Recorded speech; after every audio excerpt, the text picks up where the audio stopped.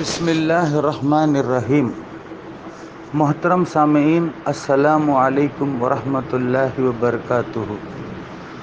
دادا حضرت مولانا سید شاہ صبغت اللہ بختیاری علیہ رحمہ کے چند علمی اور فکری ملفوظات و ارشادات فدوی سید کمال اللہ بختیاری ندوی آپ حضرات کی خدمت میں پیش کر رہا ہے، جو نہایت مفید اور اہم ہیں۔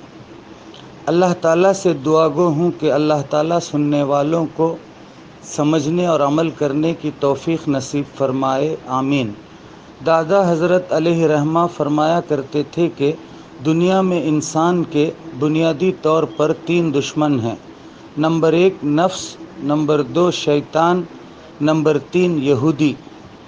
اگر انسان اس دنیا میں ان تینوں کو اچھی طرح سمجھ لے تو انشاءاللہ دین و دنیا میں کامیاب و کامران ہو سکتا ہے۔ سب سے پہلے نفس پر روشنی ڈالی جا رہی ہے، اس کے بعد شیطان اور یہودی سازشوں کے موضوع پر گفتگو ہوگی۔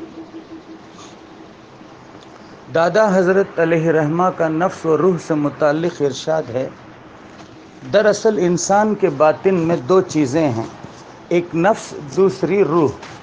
نفس یعنی نفس امارہ کا تعلق شیاطین سے اور شیاطین کا تعلق جہنم سے ہے۔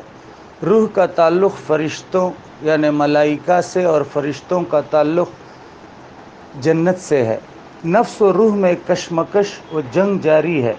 نفس امارہ اصل میں مرکز شر کا نام ہے، اس لیے کہ شر کی تمام قوتیں اس میں جمع ہیں، اور روح مرکز خیر کا نام ہے۔ اگر نفس غالب ہو جائے اور روح مغلوب ہو جائے تو نفس شیطان کے ساتھ مل کر انسان کی طبعی یعنی فطری زندگی کو غارت کر دیتا ہے۔ یہی تباہی و غارت گری عالم مابعد تباہ یعنی آخرت کی زندگی میں عذاب بن جاتی ہے۔ اس کے برعکس اگر روح غالب ہو جائے تو نفس روح کے تابع ہو کر اس کے کنٹرول میں ہو جاتا ہے، پھر انسان کی زندگی علمی اور عملی دونوں حیثیتوں سے کامیاب و کامران ہو جاتی ہے۔ دادا حضرت علیہ رحمہ نے ایک اور ملفوظ میں یوں ارشاد فرمایا ہے، اللہ تعالیٰ نے فطرت انسان میں 2 قسم اعلیٰ و ادنیٰ جذبات رکھے ہیں۔ جذبات عالیہ و صالحہ غور و فکر اور حفظ و نگہداشت کے محتاج ہیں، ان کے نشو و نما کے لیے محنت و ریاضت درکار ہے۔ اس کے برخلاف ادنیٰ و سفلی جذبات خود بخود آسودگی و بالیدگی اور ذائقہ و مزہ حاصل کرنے پر قدرت رکھتے ہیں۔ انسان کو ان سفلی و ادنیٰ جذبات کے تعاون کے سلسلے میں محنت و مشقت تو درکنار، تھوڑی بہت کوشش و کاوش کی بھی ضرورت نہیں پڑتی۔ اس کی مثال اس طرح ہے جس طرح اناج و غلہ اور پھول و پھل کی دستیابی و حصول یابی کے لیے تخم ریزی و آبیاری کی ضرورت ہوتی ہے، اس کے برخلاف گھاس پھوس اور کانٹوں و جھاڑیوں کے حصول کے لیے کسی محنت و مشقت کی قطعاً ضرورت نہیں پڑتی، بلکہ وہ اپنے آپ اگ جاتے ہیں۔ اس آیت کریمہ میں اسی حقیقت کو پیش کیا گیا ہے، وَنَفْسٍ وَمَا سَوَّاهَا فَأَلْهَمَهَا فُجُورَهَا وَتَقْوَاهَا قَدْ أَفْلَحَ مَنْ زَكَّاهَا وَقَدْ خَابَ مَنْ دَسَّاهَا۔ انسان اور اس ذات کی قسم جس نے اس کو درست بنایا، پھر بدکاری و پرہیزگاری دونوں باتیں دی گئی ہیں۔ جس نے اپنی روح کو پاک کیا وہ مراد کو پہنچا، اور جس نے آلودہ کیا وہ گھاٹے میں رہا۔ دادا حضرت نے امام شاہ ولی اللہ دہلوی کے حوالے سے اپنے ملفوظ میں نفس سے متعلق چند رہنما نکتے اس طرح ارشاد فرمائے ہیں، در حقیقت نفس کی 3 حالتیں اور کیفیتیں ہیں۔ نمبر 1 نفس امارہ، نمبر 2 نفس لوامہ، اور نمبر 3 نفس مطمئنہ۔ نفس امارہ سوئے معرفت، سوئے رسم، سوئے طبع اور اتباع شیطان کی بنا پر انسان کا نفس امارہ بنتا ہے۔ سوئے معرفت یہ ہے کہ انسان اپنے عقل و ضمیر اور قلب و نظر سے فائدہ نہ اٹھائے، حقائق زندگی اور کوائف زمانی و مکانی سے تجربہ حاصل نہ کرے، اسی طرح تدبر فی الآفاق والانفس سے بے توجہی برتے اور اللہ نے انسان کو غور و فکر اور تدبر و تفکر کی صلاحیت سے نوازا ہے، اسے استعمال نہ کرے تو سوء معرفت میں ملوث ہو جاتا ہے۔ انسان سوء معرفت میں ملوث ہونے کی وجہ سے ارد گرد میں ہونے والے واقعات و حادثات سے عبرت بھی حاصل نہیں کر پاتا اور اللہ کی قدرت کی نشانیوں، خلاقی کے کرشموں اور حکمت کی بالغیوں کے فہم تک سے محروم رہتا ہے۔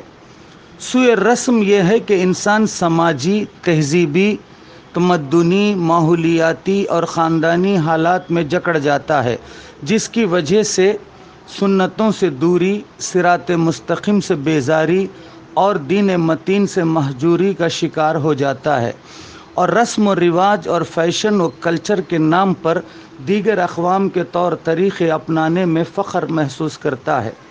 سوء طبع یہ ہے کہ انسان اپنی فطری و جبلی دفاعی صلاحیت اور فکر کی قوت سے سوء معرفت اور سوء رسم کے نتیجے میں کلی طور پر فطری، فکری اور سماجی خرابیوں، برائیوں اور کمزوریوں میں ملوث ہو کر ہر طرح محروم ہو جاتا ہے۔ اس صورت میں انسان کا نفس امارہ اپنے پورے زور و قوت کے ساتھ انسان پر پے در پے حملے شروع کر دیتا ہے، اس لیے کہ نفس امارہ فوائد دنیاوی و لذائذ جسمانی سے بہت جلد متاثر ہوتا ہے اور رذائل کی طرف تیزی سے مائل ہوتا ہے۔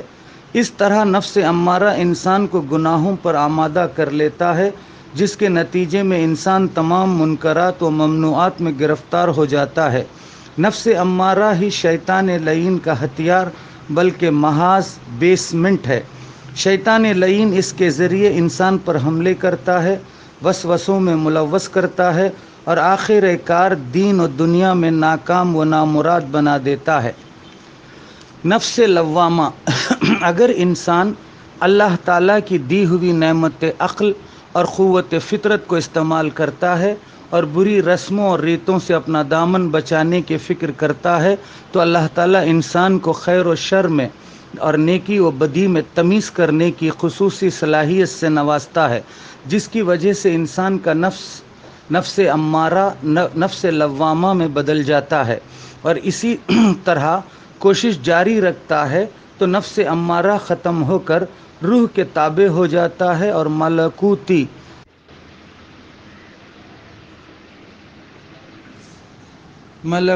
قوتیں ایسے انسان کے حق میں معاون و مددگار بن جاتی ہیں۔ اس طرح نفس لوامہ نفس مطمئنہ میں ارتقا کر جاتا ہے۔ نفس مطمئنہ یعنی نفس روح کے مطابق و موافق ہو جاتا ہے۔ باطنی کشمکش ختم ہو کر نفس و روح میں مصالحت ہو جاتی ہے۔ نفس مطمئنہ اور روح ایک ہو جاتے ہیں۔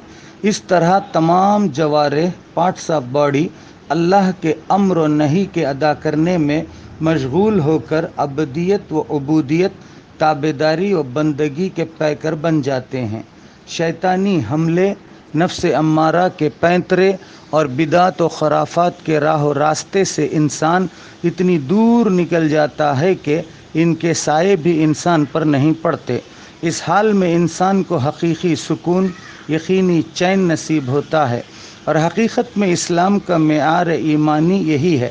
اس مقام پر فائز المرام انسان کا جب دنیا سے رخصت ہونے کا وقت آتا ہے تو ایسے انسان سے اللہ تعالیٰ کا خطاب اس طرح ہوتا ہے: شامل ہو جا میرے بندوں میں اور داخل ہو جا میری جنت میں۔ والسلام۔